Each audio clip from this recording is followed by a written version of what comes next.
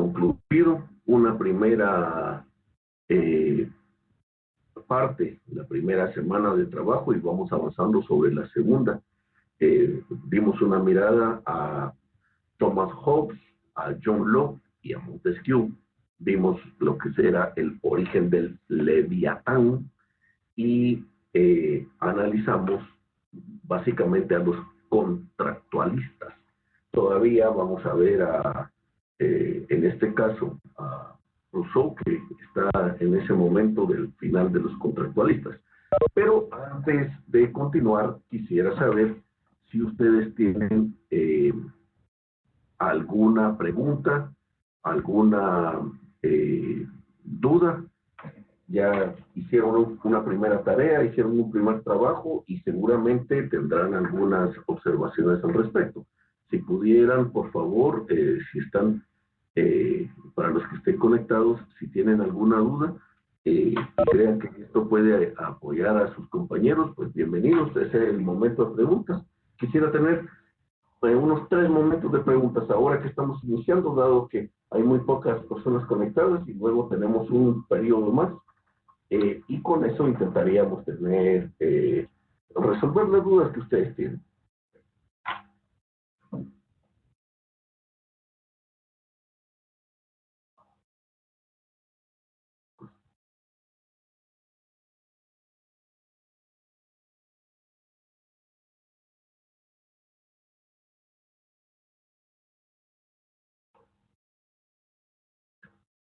Si no hay dudas, ¿me pueden confirmar si me están escuchando, por favor? Sí, doctor, se lo escucha claro. Muchas gracias. Sí, se le escuchó muy bien. Muchas gracias. Buenas noches, entonces. Qué gusto me da compartir con ustedes esta nueva clase, esta nueva aventura. Les comentaba, vamos a dar un periodo antes de hablar de nuestros 3 autores a los que vamos a ver esta semana. Vamos a ver, o seguramente ya vieron algunos de los videos que les recomendé sobre Rousseau, sobre Adam Smith y sobre Tocqueville, que es como lo dicen, ¿verdad? Alexis de Tocqueville. Me gustaría que pudiéramos ir comentando sobre esto. Tengo una presentación y de la cual me gustaría que fuéramos avanzando ya. Bueno, estimados colegas, cuando nosotros estamos hablando de pensamiento político y de la evolución de ese pensamiento político, quizás al final vamos a hacer una línea de tiempo en donde pongamos a los autores que hemos estado viendo, desde Hobbes, desde 1588, ¿sí?, hasta lo que estamos viendo, digamos, de los pensadores contemporáneos, no los actuales, sino los contemporáneos, que son los 3 últimos que vamos a ver, que es Marx, Durkheim y Weber.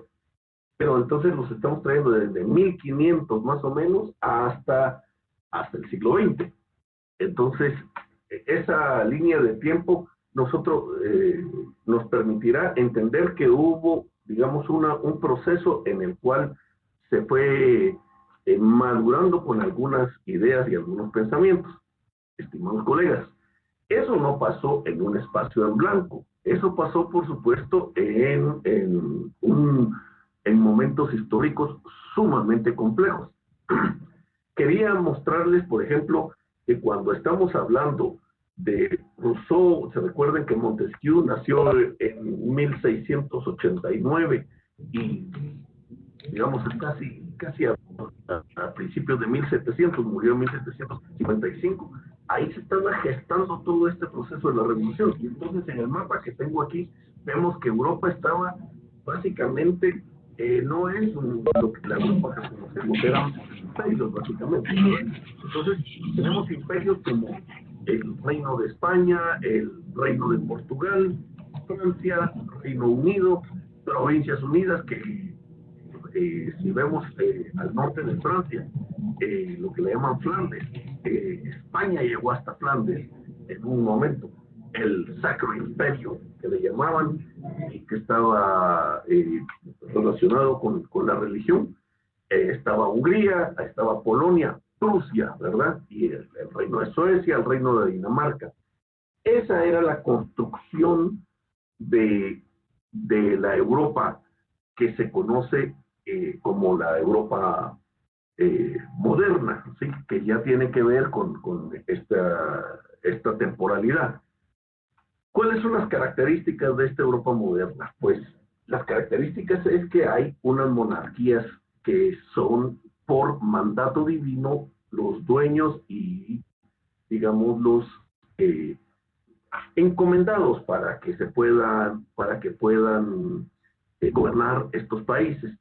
¿Con qué o cómo lo gobiernan? Pues como lo vimos en las clases anteriores, eh, empiezan, digamos, a hacer ese contrato social. Está la gente, los pensadores diciendo, mire, así como usted gobierna no es la cosa, quizás se necesita un parlamentarismo, eso es lo que proponen gente como Locke.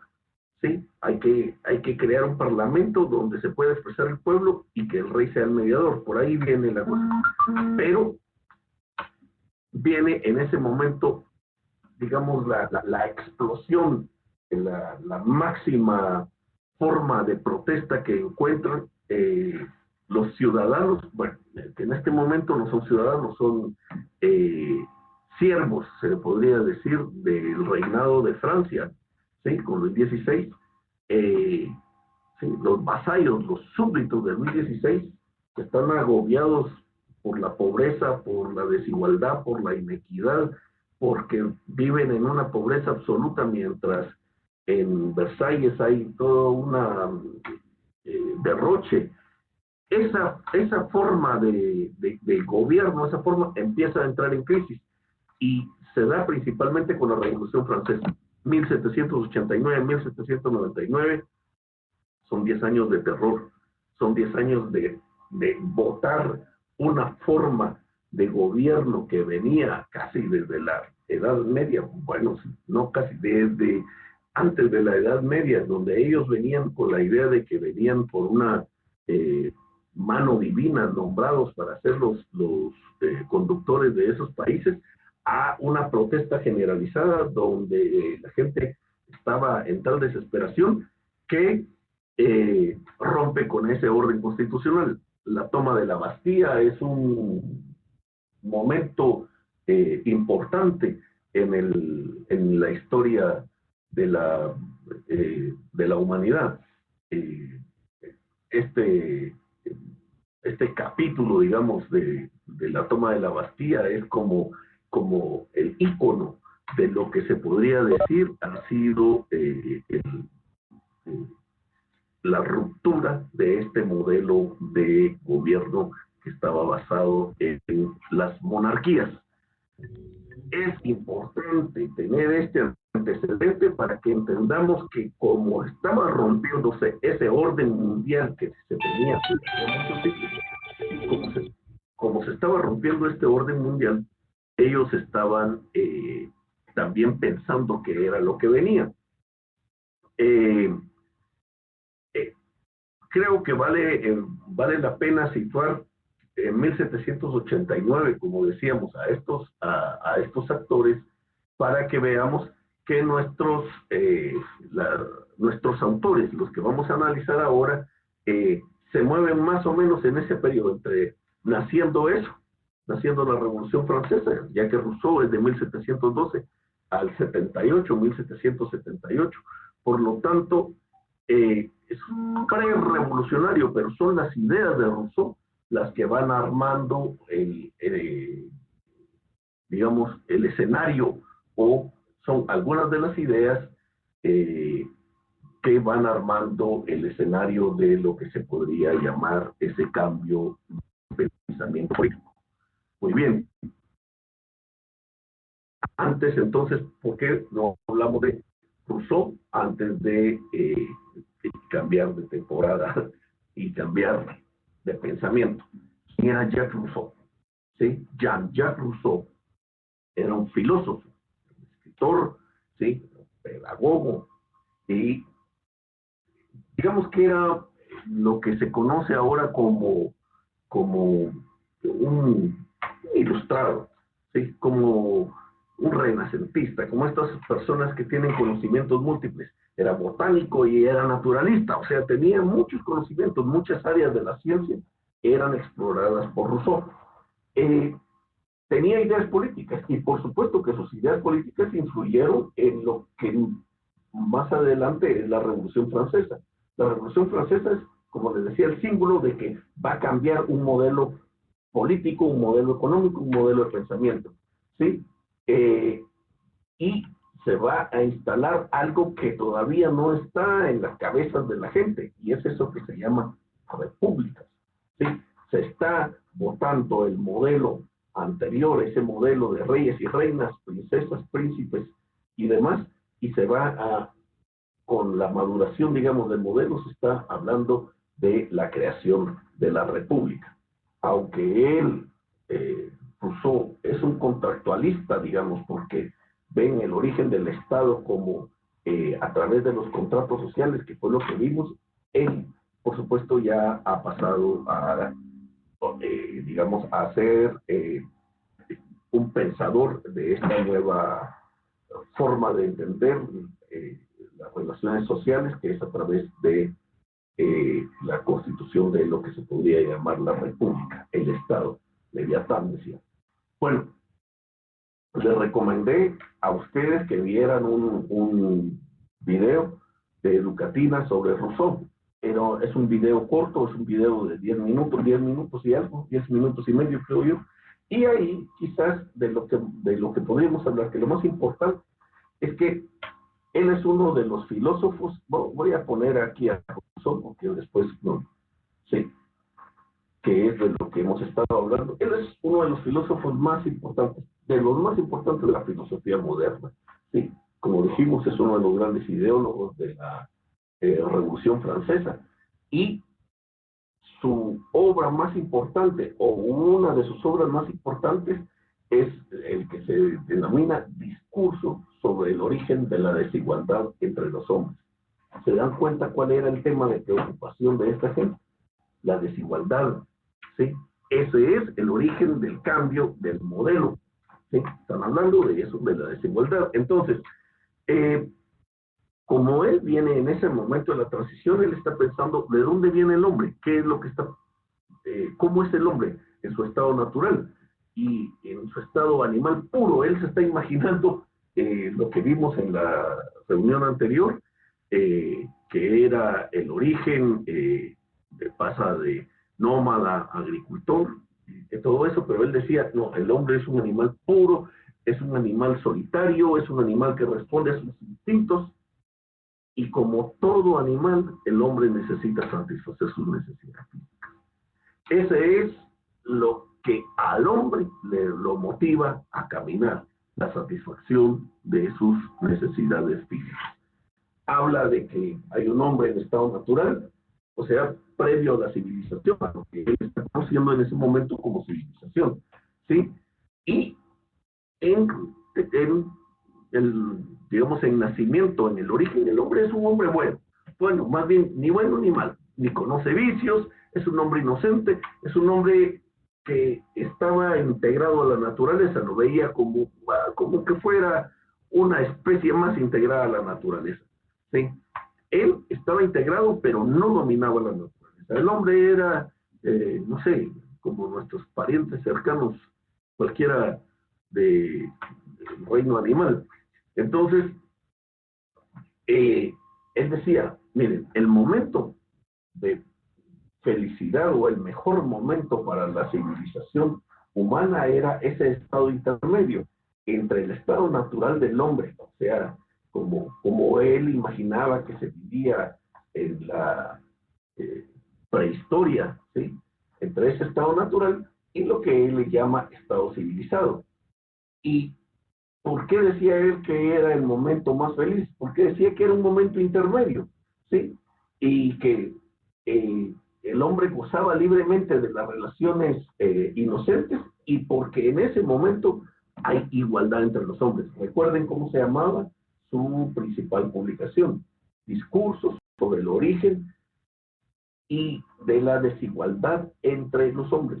Esa era la preocupación. ¿Dónde empieza la desigualdad entre los hombres?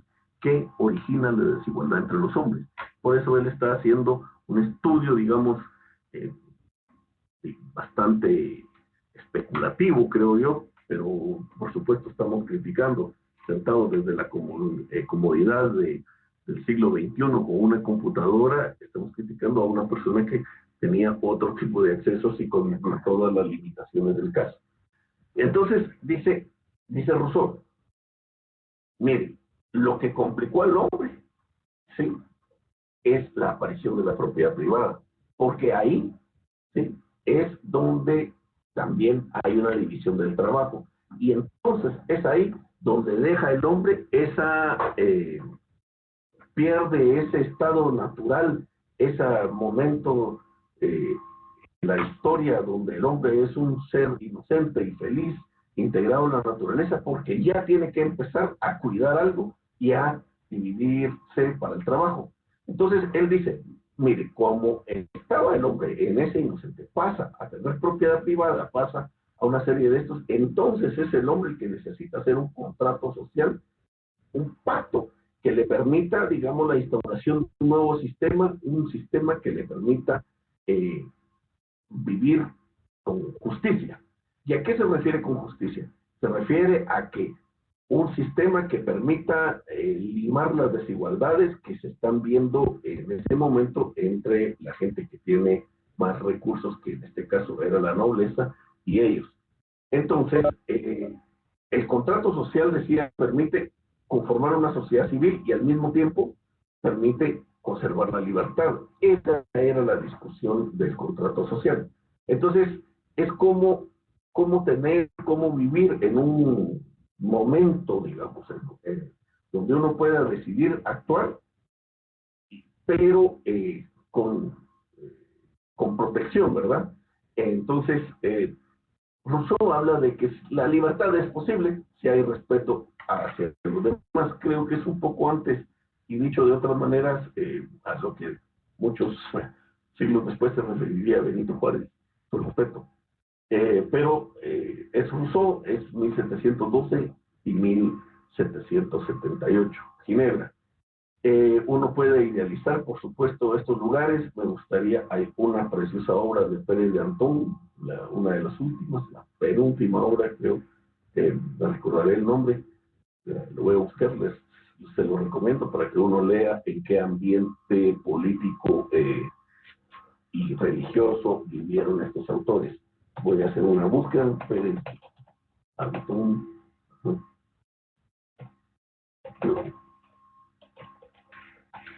y se llama Cisma Sangriento.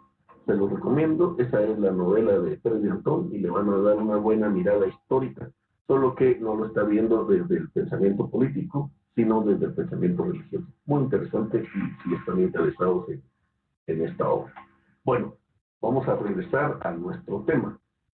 Entonces, vemos que en este momento está Jean-Jacques Rousseau, están interesados en por qué las desigualdades y están anticipando, no ha pasado la Revolución Francesa en este tiempo, están anticipando que va a haber algo así.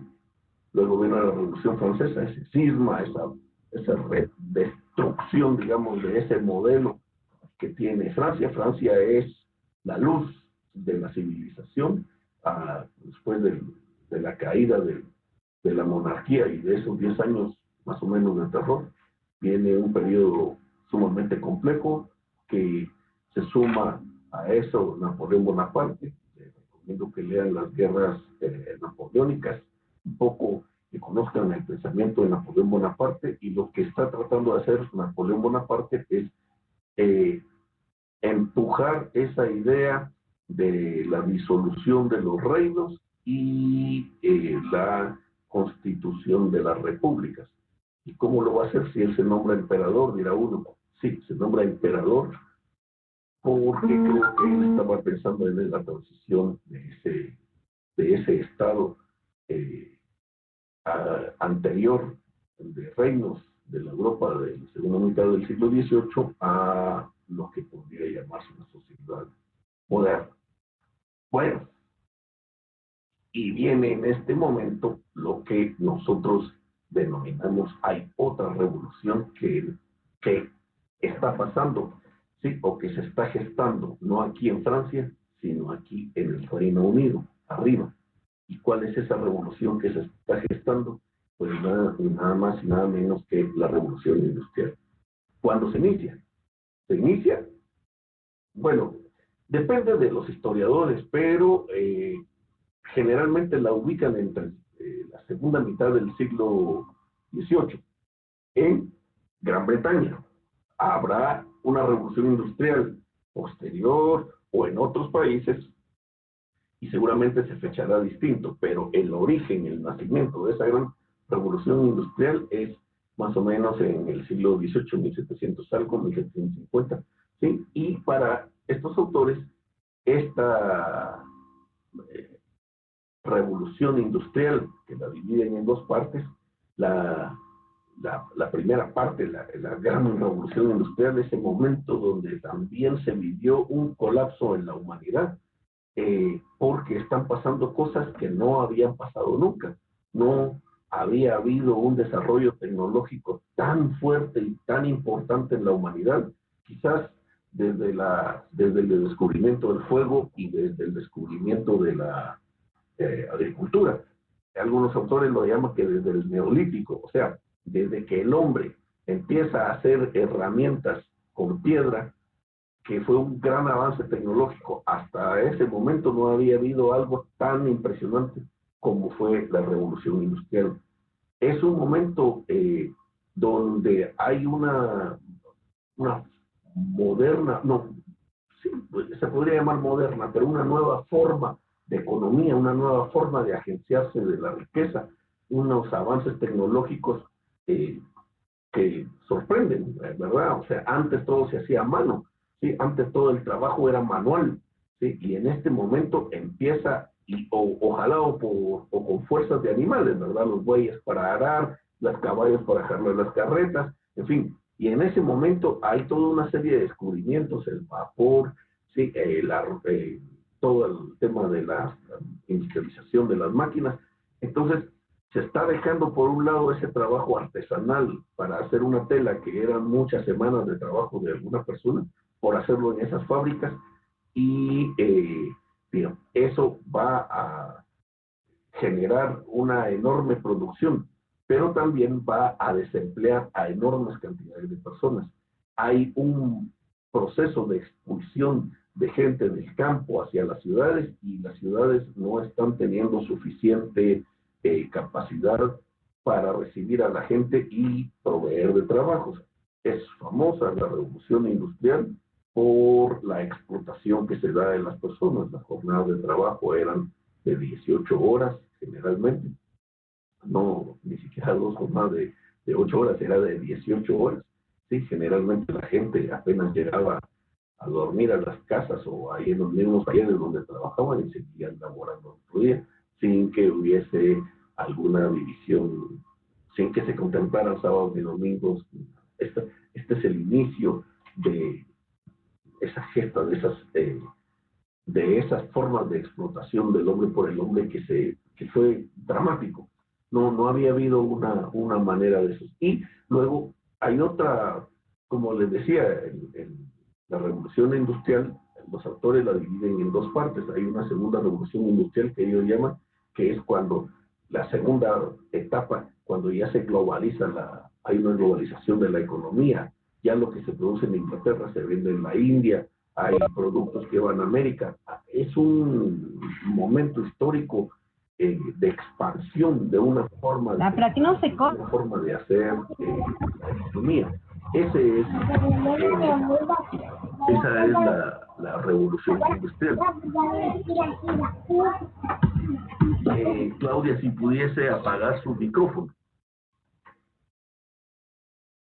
Entonces, ese es el momento de la revolución industrial que es, digamos, dramático para la humanidad. Entonces, yo los estoy ubicando en esto porque quiero que vayan pensando qué es en qué momento están los autores.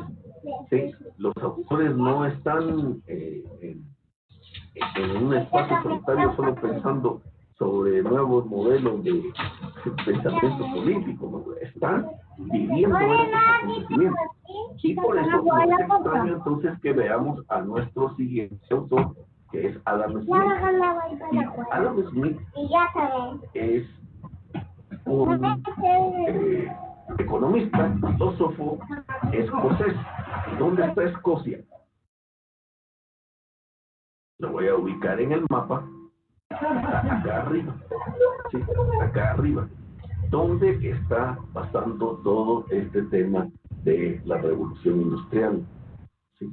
Que es, como decimos, posterior a la revolución francesa. Adam Smith, entonces decíamos que era filósofo, economista, y tengo que poner, o puse que esa cosa es porque así lo ubica en el mapa y también en el pensamiento de lo que está pasando en ese momento. Smith es considerado el padre de la economía moderna. ¿Sí? La ciencia esta que se conoce ahora como economía nace con este grupo de pensadores. Está David Ricardo, Mills, estos son de Edimburgo, de esta parte de Escocia. Entonces, es uno de los padres de la economía moderna. Y su más famosa obra, que es La riqueza de las naciones, trata de alguna manera de aplicar una forma científica de pensamiento para entender cómo es que se crea la riqueza y cómo se acumula la riqueza. Es importante esto porque de una manera científica. Recuerden que está en ese momento naciendo la ciencia y el método científico que tiene los pasos, observación, experimentación, pero ese método científico está siendo utilizado para el análisis y el estudio de la naturaleza y sus fenómenos. No está siendo utilizado para el estudio, digamos, de otras cosas que no sean esto. Las ciencias sociales todavía no existían. Entonces, son ellos los padres de este pensamiento que están diciendo, mira, este método posiblemente sirve para pensar cómo es que está produciéndose la riqueza, porque hay unas naciones más ricas que otras, y cómo se acumula la riqueza. Este es Adam Smith. Entonces, sí, Adam Smith, como ellos están buscando, se recuerdan esas leyes universales, como las están buscando las ciencias naturales, y por supuesto tenemos a Newton, que están descubriendo esas leyes como la gravedad. Entonces ellos están diciendo, debe haber leyes también en la sociedad y en la economía que debemos analizar. Y para Adam Smith, que nace en 1723 y muere en 1790, estamos hablando ya del capitalismo, que es el producto de esa revolución industrial. La revolución industrial y el sistema capitalista van juntos, ¿verdad? Una es la forma de expresarse de un sistema. Entonces dice a él que en ese momento hay 3 leyes de la economía, eso es lo que él propone. Sí, 1, la tendencia natural de las personas a buscar el lucro personal. Él dice, sí, esto es lo que caracteriza a la humanidad, buscando, como les digo, leyes naturales, universales, digamos, que pueden ser aplicadas. 1, entonces está diciendo, sí, hay una tendencia natural de las personas a buscar el lucro personal. 2, hay una necesidad de libre competencia. Este autor, y por eso el padre de los liberales, decía que la economía debía regirse sola, que debía alejarse de las fuerzas exteriores que alteren su buen funcionamiento, dado que la economía tenía mecanismos para regularse. Y él no está atacando en ese momento tanto a un Estado, porque todavía no estaba construida esa concepción, sino más bien a esos gremios, digamos. Recuerdan que hay gremios de zapateros, esos gremios, decía, no están permitiendo que la economía evolucione, dado que ellos están controlando. Esos gremios ahora podrían ser cámaras, digamos. Nosotros entenderíamos que las cámaras o las asociaciones alterarían la economía. Voy a traer un ejemplo actual solo como una ilustración, de ninguna manera significa que sea así, pero por ejemplo la gasolina es difícil que entre a competir, porque generalmente se ponen de acuerdo todos los que distribuyen gasolina y sale con un precio. Sí, mientras nosotros estamos preocupados por las elecciones, la gasolina va para arriba. Entonces, eso decía Adam Smith, altera el mercado. Y por último, decía él que era pues, la tercera ley, es que la oferta y la demanda son las que fijan los precios y los salarios. Esa era la propuesta. Por eso es que seguramente la necesidad de la libre competencia, que era su segunda ley, y donde hablaba de que no tenía que tener fuerzas extrañas, era, digamos, era imperativa, dado que había algo que regulaba eso, que era la oferta y la demanda. Regulaba los precios y regulaba los salarios. Bueno, el autor dice que las ideas básicas de la riqueza de la nación, de su obra, de lo que él está proponiendo, es que el trabajo y la producción son la principal fuente de la riqueza. Están tratando de entender la revolución industrial. ¿Sí? La industria y el comercio son la base de la economía. Esa es la propuesta. Pero es que quisiera que se dieran cuenta, está saliendo de que ya no es la agricultura, ya no es esa la base de la riqueza o de la economía. No, están diciendo que es la industria y el comercio la base de la economía. Sí. Y está hablando también en esta obra de la riqueza de las naciones sobre la división de las fuerzas de trabajo, que son las que eficientan el trabajo, dado que la gente se va a ir especializando en el trabajo que le toca realizar.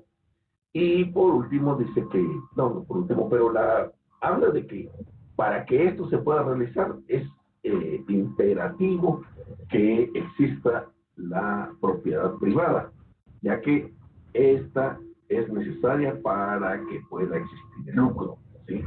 De lo contrario, si no existe propiedad privada, ¿sí? No puede existir el lucro. Entonces propone que eso incipiente de lo que habían estado hablando del Estado, eso incipiente, o sea, no debe intervenir en la vida social y ni en la vida social ni en la vida económica de las personas. Que eso, digamos que el Estado se debe limitar a, digamos, a la defensa del exterior, que decía él, a cuidado de las fronteras y al tema de la justicia y algunas otras funciones subsidiarias.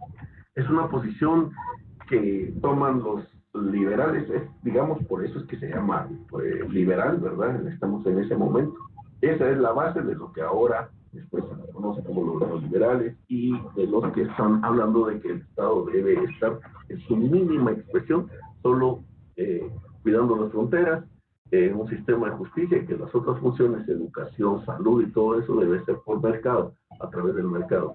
Si usted quiere salud, no tiene que ir a un hospital público, sino pagar un seguro y así se ve. Son propuestas. Estoy hablando a largos plazos, dado que tenemos que trabajar. Luego de esto, les quería decir que hay otra, les he hablado de dos revoluciones, que es la Revolución Francesa y la Revolución Industrial. Pero hay una revolución que no se le ha puesto atención y es lo que se le denomina la revolución demográfica. Quisiera que viéramos con algún detalle esta gráfica. Es un poco tosca si la queremos ver, pero nos muestra qué es lo que es. Fíjense que desde el origen del Homo sapiens para llegar acá, a que hubiera casi 300.000, sí, sí sería 300.000, sí, 3.000 millones, 3.000 millones, 3.000 millones, 300 millones, perdón, aquí son 300 millones, para que hubieran 300 millones de personas en el mundo, eso fue desde que el origen del Homo sapiens hasta el año 1000. Llegamos a 300 personas en el mundo. ¿Sí? Para el año 1250 llegamos a 400 millones en todo el planeta. Para el año 1500 llegamos más o menos a 500 millones de personas en todo el planeta. ¿Qué pasaba acá? ¿Sí? Sobre todo el tema de las pestes, de las guerras y de toda esta forma de morir que había dado la ignorancia. No se tenía ni idea de las bacterias ni de nada, ¿no? Por ejemplo, la famosa peste negra no se supo, no se enteraron que era transmitida a través de las pulgas. Entonces nosotros ahora no entendemos que porque se vivía en unos estados de hacinamiento y de pobreza tales que las pulgas eran normales. La peste bubónica era una enfermedad que transmitían las ratas, las pulgas de las ratas que convivían con las personas. Creo que de eso viene nuestro medio natural a las ratas. Pero lo que les quiero mostrar es que es hasta el año 1800 que llegamos a los primeros 1.000 millones de personas. Se dan cuenta que se tardaron más de 2 millones de años para llegar a la cantidad de 300 millones de personas. Y luego, en 800 años, no solo no duplicamos, mire, porque sería 300, sería 600, ¿sí? O 900.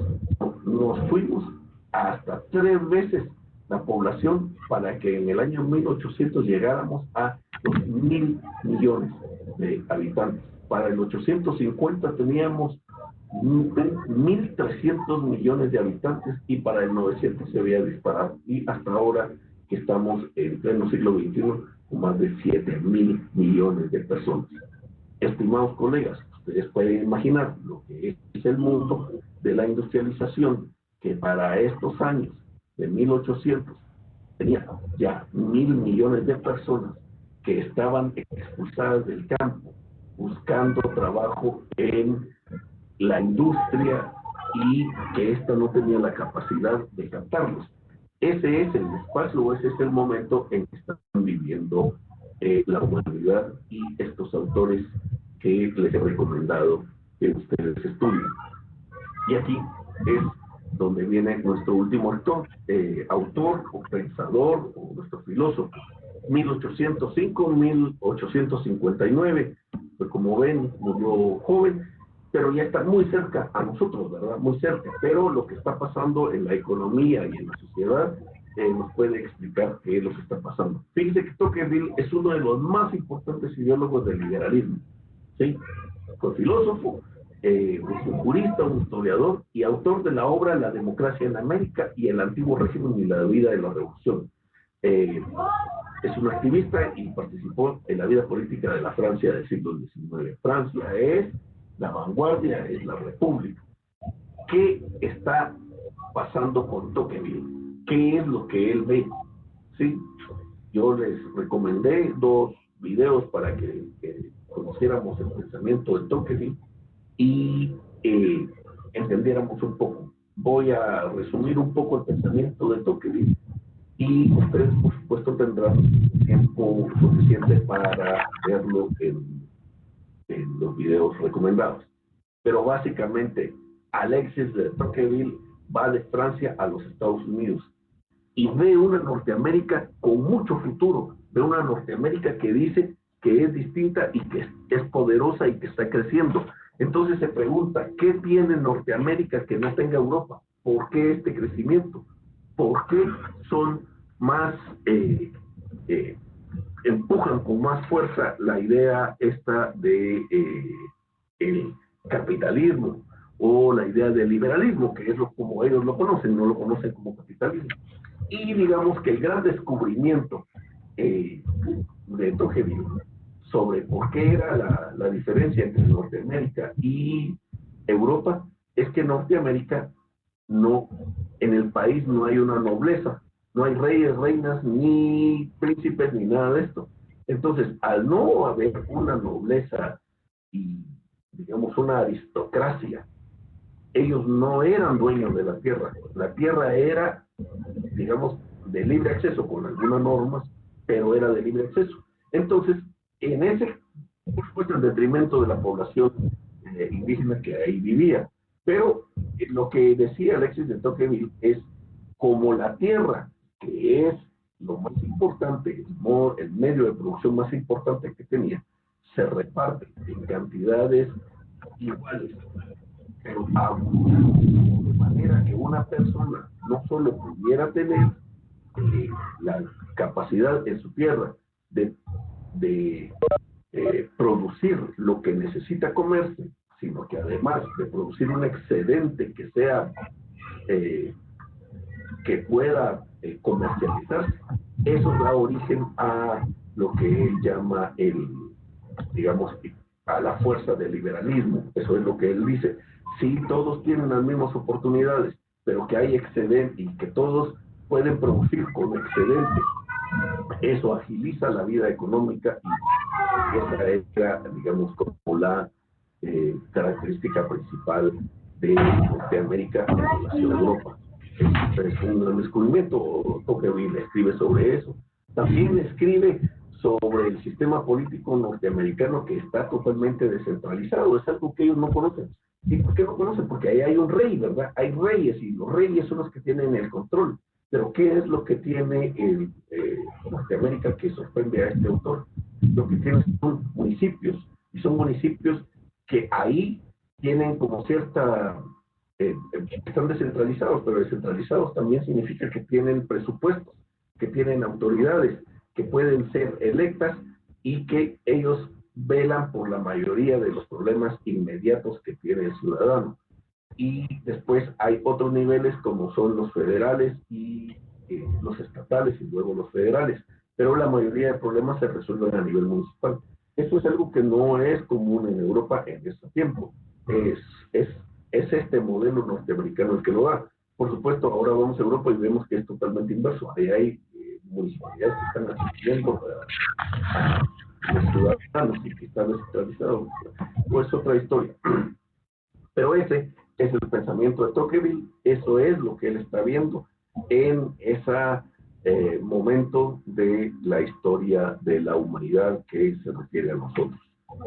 Estimados colegas, esta es un paseo por lo que nosotros hemos denominado el liberalismo. Son los tres autores que vimos y les traté de poner en el contexto en el que ellos vivieron. Creo que es un buen momento para que, aunque ahora hay más personas conectadas, algunos de nuestros amigos, quisiera que pudiéramos conversar y si tienen alguna duda al respecto. Lo que quiero hacer un anuncio frente a sus demás colegas porque creo que es importante, dado que a veces hay algunos contratiempos. 3 o 4 colegas de ustedes no pudieron enviar el trabajo a tiempo. Quiero decirles a esos colegas que no desmayen, por favor, no desmayen. Esto es una nueva forma de trabajo que requiere cierta disciplina, pero sé que a veces hay cosas que nos desbordan y nosotros no podemos atender a veces estos compromisos como entregar los trabajos a tiempo. Ustedes saben que en FACTI trabajamos con ganas, este es nuestro puño, así hacemos las cosas, pero si no lo pudieron hacer, estimados colegas, escriban. Yo voy a ponerles, les puedo recibir el trabajo y les voy a poner una nota, no la misma que tienen sus colegas que le entregaron, pero no cero tampoco. Entonces creo que vale la pena que hagan el esfuerzo, están escuchando los videos, respondieron a los cuestionamientos y creo que pueden entregar el trabajo. Escríbanme las personas que no, yo les anoté, ahí les hice la observación, por favor escríbanme, no descuiden esto, no desmayen porque nosotros seguimos adelante. Parte con ganas y ustedes son una nueva generación, una nueva forma. Me enorgullece tanto darle clases a esta primera generación que está trabajando en la nueva forma de hacer educación. Más de 400 años con profesores, con un pizarrón dando clases a un grupo de estudiantes y ahora estamos utilizando la tecnología. Es nueva, cuesta, pero ahí estamos. Esa es la nueva forma de hacer educación y ustedes son la vanguardia y aparte vamos con ganas haciendo esto. Tengo otra observación que hacerles a los colegas de manera general. En los videos que les di, ahí están todas las respuestas. Estimados colegas, no necesitan buscar otros documentos. Está bien, me alegra que los busquen y que los lean. Y si los leen y hacen citas, por favor, pongan la cita de los tomaron. Yo les conté que acá tenemos en el GES, los profesores, una función que nos permite ver si hay material que tomaron de algunas páginas de internet. Entonces, no señala exactamente el párrafo que fue tomado de alguna de las páginas. Eso no tiene problema si ustedes hacen la cita a pie de página adecuada. Si no, obviamente lo que es plagio. Esta vez, muy generoso en la calificación. Les hice ver que había plagio o que había, no quiero llamarle plagio, que no habían citas debidamente calzadas con su bibliografía, pero que puede ser más adelante corregido. Por favor, tomen en cuenta eso. En los videos están, fíjense que en los videos está la respuesta y tan está que cuando ustedes copian exactamente lo que dice la respuesta, el buscador me dice, fue tomado de YouTube, de la página tal, donde está, digamos, de democracia y ciencia en tal página, de la, digamos, de el liberalismo económico, y yo, qué sé yo, que me da hasta el nombre de la página. Entonces, se puede copiar, ya sea una cita textual o interpreten. Esos son, digamos, los temas con los que sus notas fueron un poco variadas. Felicito a la gente que hizo esa investigación, pero les recuerdo que las respuestas están en los documentos que vimos. Uno. Dos, quise ser lo más estricto posible con las indicaciones que les di, dado que les estoy diciendo exactamente cómo quiero la carátula y cómo deben responder las preguntas. No todos siguieron eso y no quise ponerles una nota, les bajé un poco, pero no tanto. Pero por favor sigan instrucciones, lean las instrucciones y las siguen. El lado izquierdo de la página es una y el otro es derecho. Miren, frente a la página y en su izquierda, de ese lado es donde se escribe. ¿Sí? Ahí dice la información que se escribe. Tampoco era un resumen. Yo no quiero que ustedes me hagan un resumen de qué era lo que decía Hobbes o qué era lo que decía Locke. No, respondan las preguntas. Casi siempre son 3 por el autor y uno de ellos tiene 4 para que sean 10. Esos son 10 preguntas a 1.5 cada una de las preguntas. Ahora sí, estimados colegas, ¿hay alguna pregunta que ustedes quieran hacerme o algún comentario? Que este es el momento.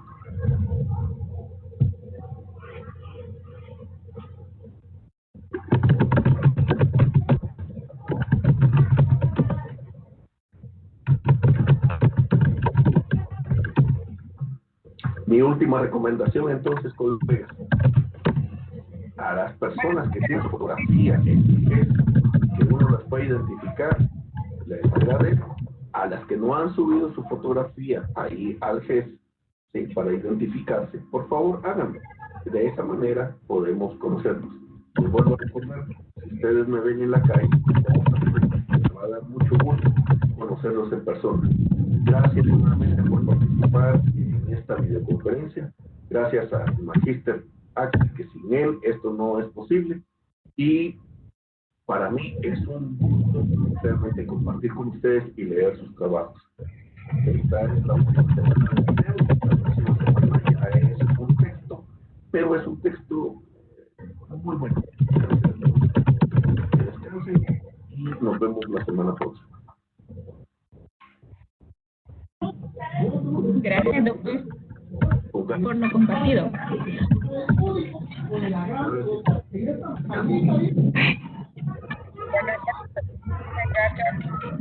Gracias, licenciado. Feliz noche. Buenas noches, que descansen. Gracias. Gracias, licenciado. Feliz noche. Buenas noches. Feliz noche, licenciado. Gracias. Buenas noches.